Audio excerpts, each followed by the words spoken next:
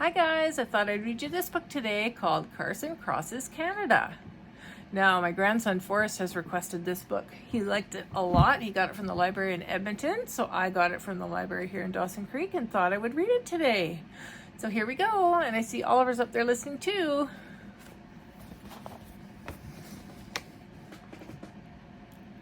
Annie Magruder and her little dog Carson lived in the town of Tofino.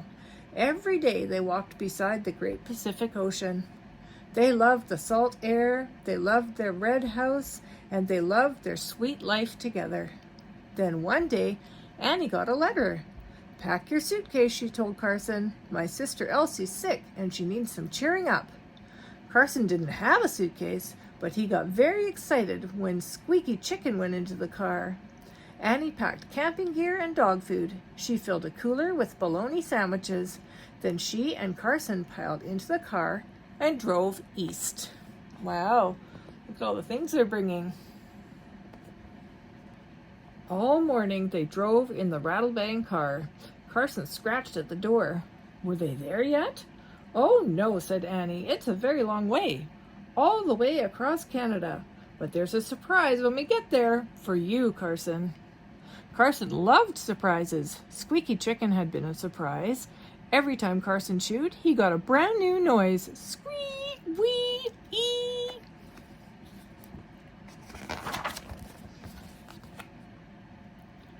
On they drove along twisty roads through mountains as high as the sky. "The Rockies," said Annie. "If we were younger, we could climb them." "Rough," said Carson. "You're right," said Annie. "It would be rough." That night she put up their tent in the woods. Carson watched out for bears. No bears came, but Carson was ready. They rolled on down to a land of lumpy humps. "Hoodoos," said Annie. "This is dinosaur country." When Carson saw the giant bones, he got very excited. Was this his surprise? But before he could take a single bite, Annie dragged him away. "Settle down, boy," she said. Carson had never imagined a bone could get that big. Wow. Next day, the land flattened out. Grain grew in carpets, yellow, blue, and gold. "Oh my," said Annie when they stopped for lunch. "Will you look at all that sky?" But Carson was looking at the ground. There were grasshoppers everywhere. It took most of his lunchtime to catch one.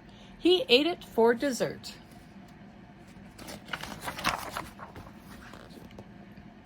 The next day was a scorcher. That's what Annie said. The sun beat hard on the highway. Carson drooped all over. When he saw the lake, he was so happy he tried to leap out the window. Annie held him back. "Hang on, boy," she said. Soon they were both in Lake Winnipeg. Carson dog-paddled up to Annie and gave her a lick on the nose. For one cool blue moment, they were exactly the same size. Look, they're swimming and cooling off in the water.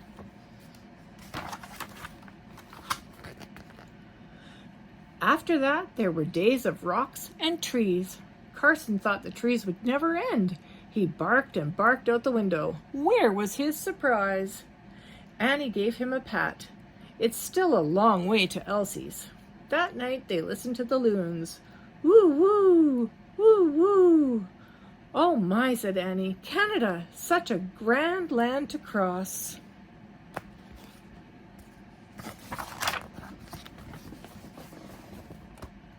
And then came a grand sight indeed, a wall of water, thundering down a cliff. Carson yapped in amazement. He was used to water that stayed flat. He and Annie watched till they were soaked all over. Then Annie went to buy a souvenir of Niagara Falls. Carson found a grassy spot and left a little souvenir of his own. Oh dear, what a silly guy. Next came a lively old city where people called Carson a chien. "That's dog in French," whispered Annie. They sat at a cafe and ordered a pie filled with pork. It was called a tourtière. Carson didn't care what it was called, as long as it had meat.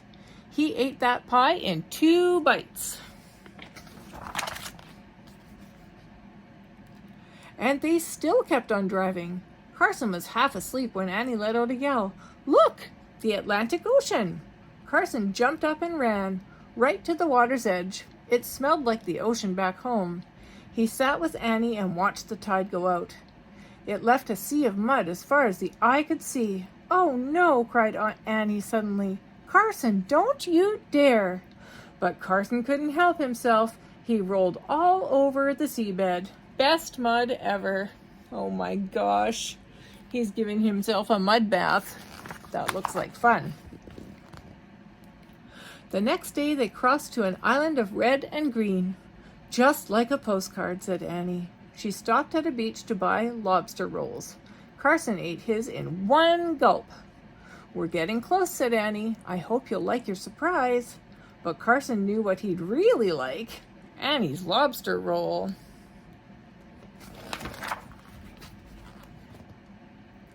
"We're almost there," said Annie as they left the island. In the campground that night there was fiddle music, so friendly and fast it made everyone dance. Annie clapped and jigged. Carson chased his tail. "Tomorrow," whispered Annie as they snuggled into their tent.